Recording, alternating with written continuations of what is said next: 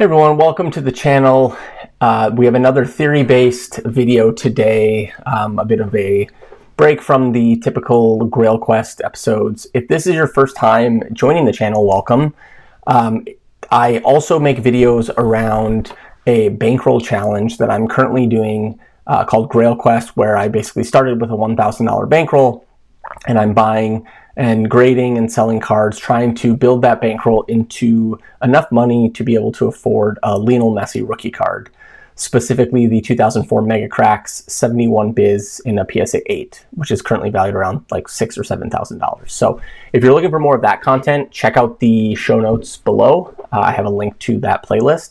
But today we are going to focus on something that's a bit more theory-based and actually a bit more, I think, applicable to all sports cards, not just soccer cards, but I thought it was also something that ties in well with the bankroll challenge that I'm doing. So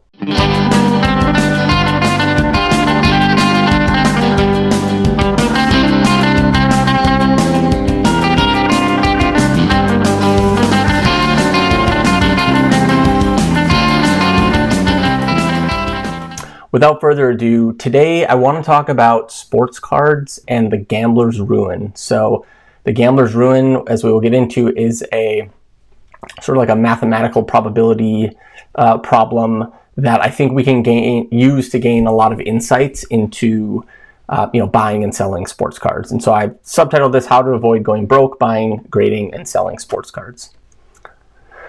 So what is the gambler's ruin? So it's basically a classic probability theory, and you can think about it in terms of like a skill versus size problem or talent versus resources, like which wins out in the long run. And one of the common sort of examples given is the whole David versus Goliath, where David was much smaller and much smarter, but lacked obviously the physical size or resources as Goliath. And so obviously he would, has less of a margin for error to survive than somebody as big and bad as Goliath. So in this context, with a given bankroll and a given bet size and a constant probability of winning, a participant has a calculable probability of survival, or the opposite of that, of failure. So it's often looked at in terms of sports betting or other types of gambling, in terms of like how long can somebody with a set amount of resources and set probabilities of winning last before their resources or their money runs out. So in this example, let's assume that David has $2,000 and Goliath has $10,000 because he has a size advantage and a resource advantage. Let's say that because David is more skilled, he wins 60% of the time and Goliath wins 40%. And they're going to basically play multiple rounds against each other, and every time somebody wins a round, they'll get $1,000 from the loser. And so given their starting bankrolls of $2,000, $10,000 respectively, who's more likely to win this battle? And so there's actually a formula, and shout out to this user 10K Diver on Twitter. This is where I grabbed this from. There's actually a really great thread about the gambler's ruin that kind of gave me the inspiration for this video. But there's basically a mathematical formula that you can use to calculate the odds of survival given these different inputs. So again, David starts with 2,000, Goliath starts with 10,000, the loser transfers 1,000 each round, and David has a 60-40 skill advantage. What are the odds of David winning? And so you can see in this formula here, there's a whole bunch of math that backs this up, but just to kind of summarize the formula, this is the calculation if the odds are not 50-50, and then if they are 50-50, it's much more straightforward. And here, Q is basically just, I'll start with P. P is the probability that David wins. Q is the opposite of that, so it's the 1 minus that, the opposite that Goliath wins. D is really just David's bankroll as a multiple of the amount, the payoff each round. So here he has a $2,000 bankroll, it's a $1,000 payoff, so D would be 2, and G is Goliath, so G would be 10. So you can see here, you can calculate it as 1 minus 40 divided by 60 squared over 1 minus 40 divided by 60 to basically the 12th. And we get a 56% chance of David winning. Even though he only has $2,000 and he could lose 2 rounds and be gone, his skill advantage here helps, 56% of the time helps ensure that he wins. So let's consider another example, which is, a coin flip, right? So same bankrolls, $2,000, $10,000, player A flips a coin, 50-50 chance of landing on heads and tails. the winner receives $1,000 each round, similar to the David and Goliath example. So what's player A's likelihood of winning? And so again, if we go back, you can see the formula for a 50-50 is just D over D plus G. So here we have D over D plus G, 2 over 12, which is basically 16.7% chance of winning. So here it's obvious that they have an equal skill advantage, but because player B has 5x the bankroll, he's basically going to win 5x the amount of times. I mean, that makes, pretty logical sense. So what if the coin was weighted so that heads actually landed 55% of the time? So in this instance, we're basically saying that player A has a 55% skill advantage. We can run the same formula and you can see it's, a little more than double, 36.3% chance. So what this is really hopefully, landing home is that a skill advantage can actually help outweigh different resource advantages, but only to a certain extent. And a lot of that depends on the amount of the skill advantage, as well as the amount of starting resources, and finally the amount basically being wagered each round, or the amount at risk each round. Okay, so a quick disclaimer before I get into more specific sports card related examples. So again, the following examples are for demonstration purposes. Any specific dollar amounts are not implying like an expected payoff by buying and selling sports cards. It's really just to help illustrate some of the points that we can learn from the Gambler's Ruin that we can apply to sports cards. Many numbers and assumptions are used to help highlight these important learnings. And again, they're just assumptions, and in a lot of instances are used for just ease of calculation. And as you'll see, some of the assumptions are a little bit simplified for the sake of calculation. And the last thing I'll point out is that, the Gambler's Ruin is looked at in terms of like two players facing off. But I think you can also look at it as like a person versus the house in a casino, right? Like there's sort of two sides. And that's how I'm going to look at it in terms of sports cards, where it's basically a sports card, purchaser, seller, grader, and like the market as a whole. So kind of simplified, but hopefully you'll see some of the insights that I'm trying to kind of help drive home here. And as always, please do your own research. This is really my take, my insights that I gained from reading that Twitter thread and some ideas that I had. But please obviously do your own research and take anything I say with a grain of salt. Okay, so the Gambler's Ruin and sports cards. So applying this Gambler's Ruin problem another way, we can roughly calculate our chances of going broke buying and grading raw sports cards. And what I mean by that is, let's take Grail Quest, for example, which again, if you haven't checked out any of the episodes, there's a link in the show notes to the playlist. I think we've gone through 15 episodes so far. But we have $1,000 starting bankroll. Our opponent in this case is, we're going to call it just the market. And here I'm using $1 million. Obviously, the sports card market is much larger than $1 million. However, in terms of the math of how this formula works, whether this is $1 million or $1 billion or whatever, it really doesn't change the math that much. And it's actually easier to calculate if that number is a little bit smaller. So if anything, we're being a bit conservative. And, this is, again, just for demonstration purposes.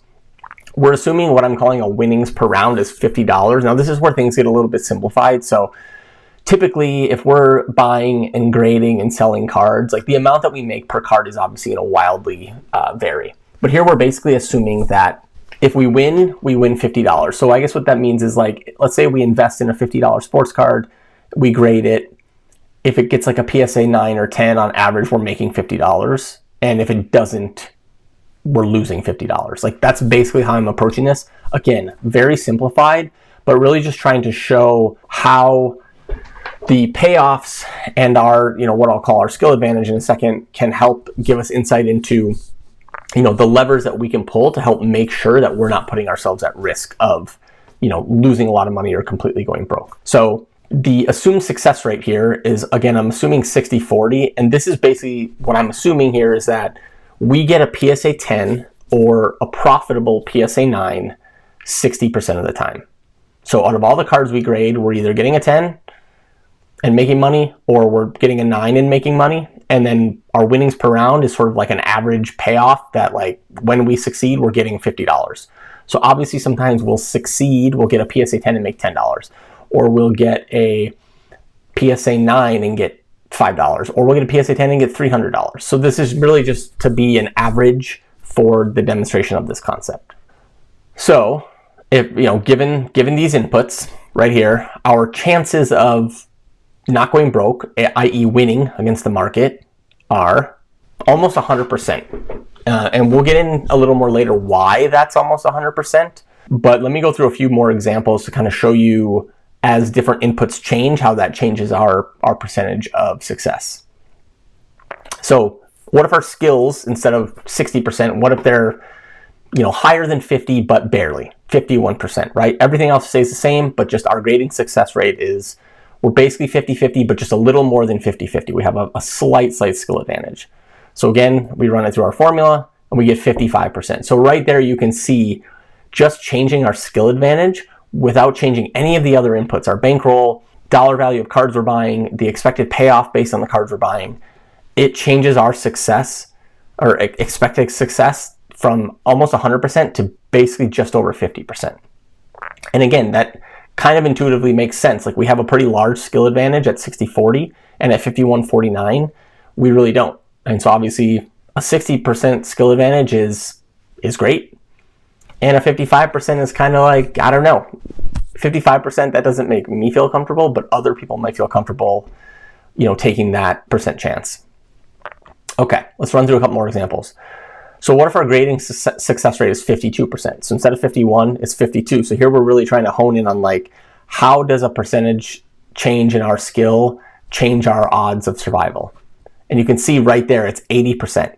So 51-49 versus 52-48 is an 80, that drastically changes our odds of survival. So you can see right there that our skill advantage is going to be a huge part of our ability to survive and thrive in the sports card market. Now let's say that instead of a $50 payoff, we're assuming a $200 payoff per card. So again, like, just assume that we're buying larger cards with higher upside and higher downside. Is basically the way you can think about this, is like, we're investing in higher dollar value cards, or put another way, we're putting a higher percentage of our bankroll in play every time we purchase a card. So again, we run through the formula, boom, 33%. So again, this is not the same 52% skill advantage, but now we're basically just investing in effectively 4 times higher the value of cards, and our odds of survival are only a third. Now this sort of drives home another point, where the amount of our bankroll that we have at risk also impacts our chances of survival. And again, this sort of makes intuitive sense. So if you think about it, if we have a $1,000 bankroll and we buy 2 $500 cards, we kind of have to hit on one or both of them to stay alive. Whereas if we have a $1,000 bankroll and we buy a bunch of $20 cards, $50, $20 cards, we don't have to hit on every single one of those. And in fact, if you look at some of the recent Grail Quest videos I put out, a lot of of the end sales, we've actually probably lost money on more of them than we've made money on. However, because of, one, the fact that we're not putting in a huge percentage of the bankroll at play with every investment, we're able to absorb some of those losses. And two, some of the gains that we've made when we win have helped outweigh those losses. So even if our sort of success rate so far has been around 50-50, our payoffs have actually been different for wins versus losses, which is, obviously another thing that, while not modeled out in my simplified assumptions here, is also something that can come into play, where if you're winning more, then, when you win, then you lose when you lose. That's also another important factor. So again, that's good. That's not so good. Okay, a couple more final examples, then we'll get into some discussion. So let's assume that we have our initial 60% grading success rate. We're getting PSA 9s and 10s at a pretty good clip. But now we're basically investing everything. Or, like basically the example I just gave, like a few very high dollar value cards where we're then getting large payouts per card and large losses. So we're either making a lot of money or we're losing a lot of money on every card.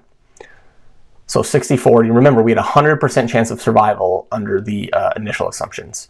And now it's only 55%.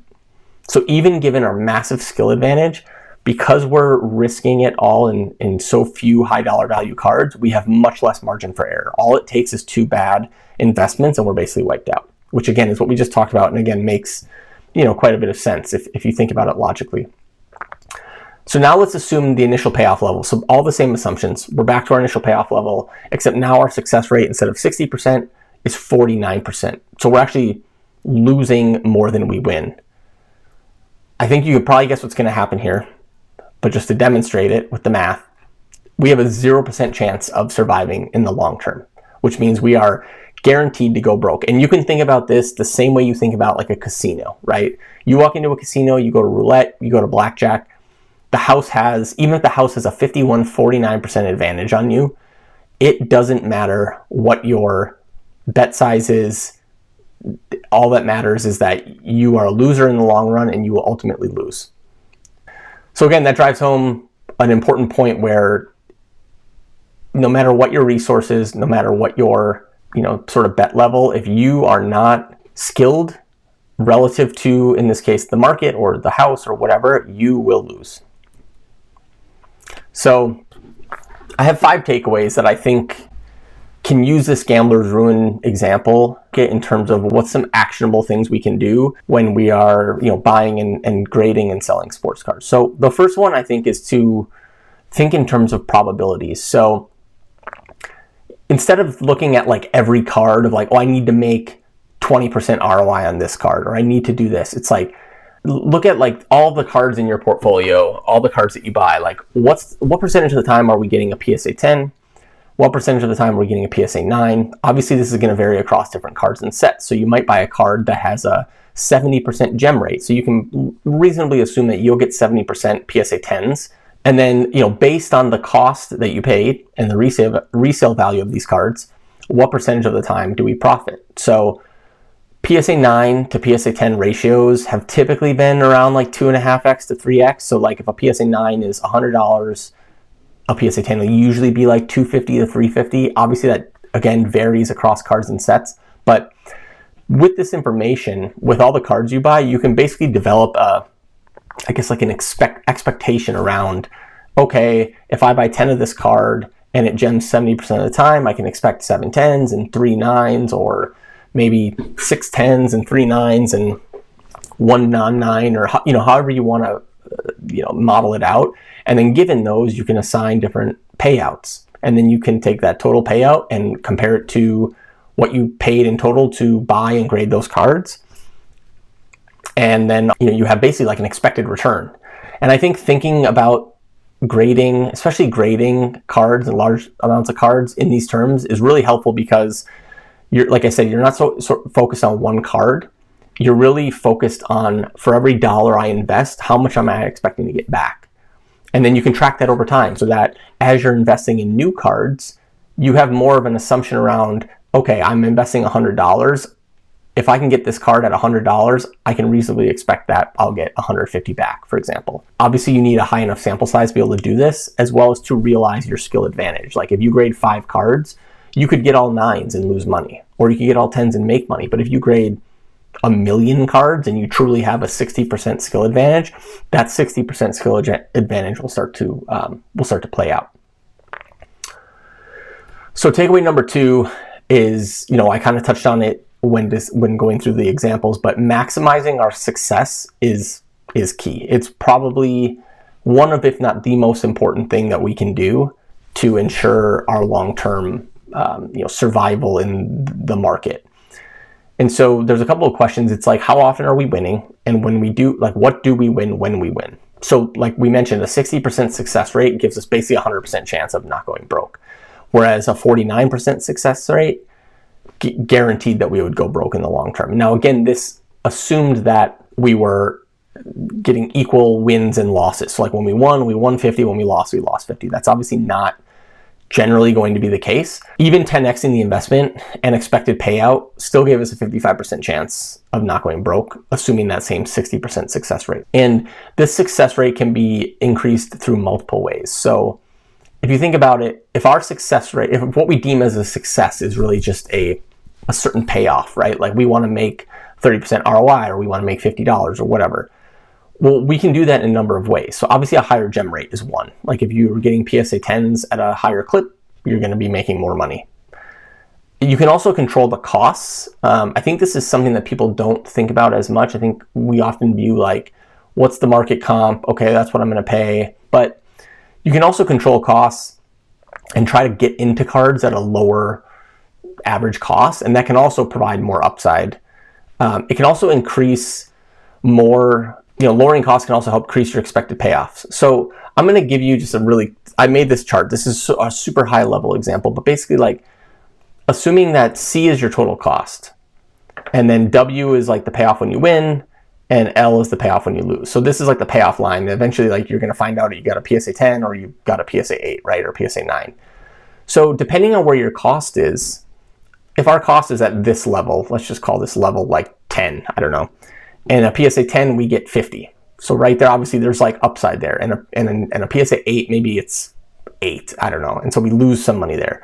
Well, what if we were able to get this card, and this isn't the case for everything, but like if we were able to get this card at 8, all in terms of like what we paid for it in grading, even then when we lose, we're still sort of like breaking even. Conversely, let's say we overpay for this card and we buy it for 25 and then we grade it and it's like, let's say we're all in for like 30. Well, then we basically need to get a PSA 10 to make a little bit of money. I hope that I'm articulating this in the right way, but basically what I'm trying to say is you don't have to buy every card at or above the market comp. Some you do if you really want to get them, but there are opportunities to find cards below comps, whether it's auctions ending at weird times, non-eBay marketplaces like some in China or Japan or other countries. There are opportunities to get cards below comps, and when you do, you're basically decreasing the cost basis, which then increases the upside because a PSA 10 is going to have the same resale value whether you bought it for $10 or $50, right?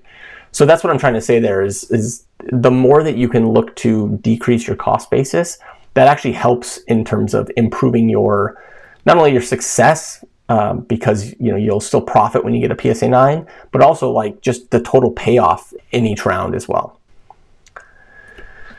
Okay, so number 3, a low cost relative to our bankroll plus high volume. So this is kind of going back to like what percentage of our bankroll are we putting in play at any given time.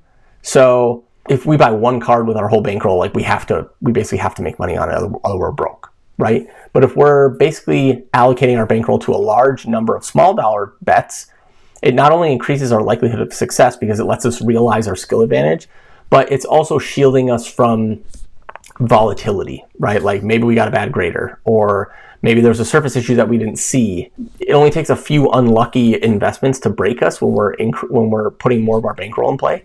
Whereas if we're putting a much smaller percentage of our bankroll in play, we can absorb any of those like unlucky issues, And basically I put here like we just become much more resilient in the sense that it's like we could have a bad grader and a whole order could basically be, kind of lower than expected ROI. But if we are only putting a certain percentage of our bankroll in play, that won't hurt us as much as if that was, all of our bankroll. And ultimately, I think this allows for more risk-taking and learning and iterating, like finding out what works. I'll go back to my Grail Quest challenge. There's a number of cards that I've graded that did not do well. And obviously, I wouldn't buy or grade those cards anymore. But because I only spent 20, 30, whatever dollars to buy and grade them, it was a cheap lesson, right? Like I didn't spend $500 chasing some amazing upside and then it didn't work out and now that's half my bankroll. It's like I spent 1/20th or 1/25th or so of my bankroll on one of these lessons and it didn't work out, and now I'm not going to repeat it again. There's volatility in not only in sales in the sports card market, but also just like grading and things like I touched on. So one way to help sort of shrink or narrow that volatility is to risk a lower percentage of your resources on every turn or on every card, or however you want to think about that.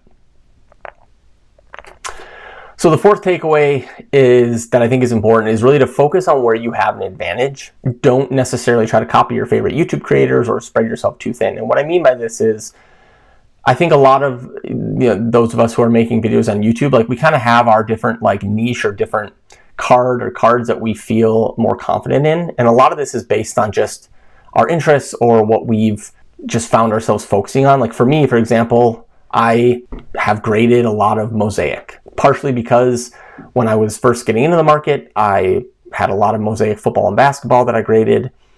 Also because I really love the Genesis prisms. So I find myself buying a lot of Mosaic. I feel comfortable looking at centering. I feel comfortable understanding, surface and, just the other issues that would go into grading. So I feel comfortable being able to submit cards, mosaic cards, that will more likely than not get PSA 10s. But that doesn't mean that I'm going to also go out and try and buy like every other set or every other player just so that I'm covering my bases. Like, I do think it's really important to not spread yourself thin and really focus on a handful or like a few different types of cards that you feel comfortable grading, or at least risk a small part of your bankroll to figure out what those cards are and which ones you do feel comfortable grading, and learning to understand like where you might have an advantage, or like what cards might actually yield kind of, higher returns. And just continue to learn and iterate and press your edge where you find it. And finally, we talked about this, but when you have a negative expected value, you're basically eventually going to go broke. And that means a success rate of less than 50%.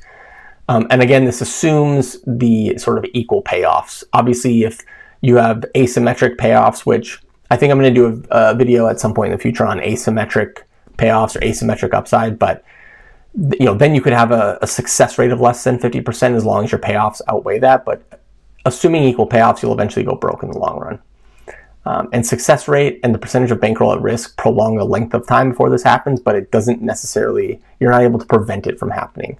And so you need to increase the likelihood of success in order to stick around. So that's basically it. Really quick, in summary, sports card market participant building a bankroll can use the gambler's ruin problem to increase their chances of survival or success.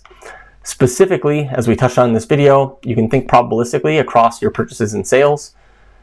That helps you develop an expected ROI for every dollar that you invest. Find ways to improve your skill, which will give you a higher likelihood of positive payoffs, and as well as a higher likelihood of being able to survive and withstand any sort of bad luck or volatility. And again, improving skill can take all sorts of forms. Getting better at grading, being more disciplined at grading, focusing on cards and sets that you know and feel comfortable with. There's all sorts of things that can help improve that skill, but that's something that you should be driving to improve over time. Exercising proper bankroll management. Again, just don't put too much of your bankroll into play, especially when you're starting out, especially when you're learning, because that's where you're going to iterate and learn what works and what doesn't, and you don't want to pay a high price to learn those lessons. Try to learn those lessons as cheaply as possible.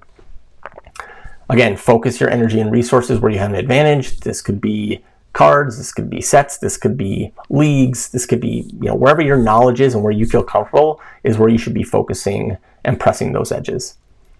And finally, fail fast, learn, iterate, and avoid a negative ROI to avoid going broke.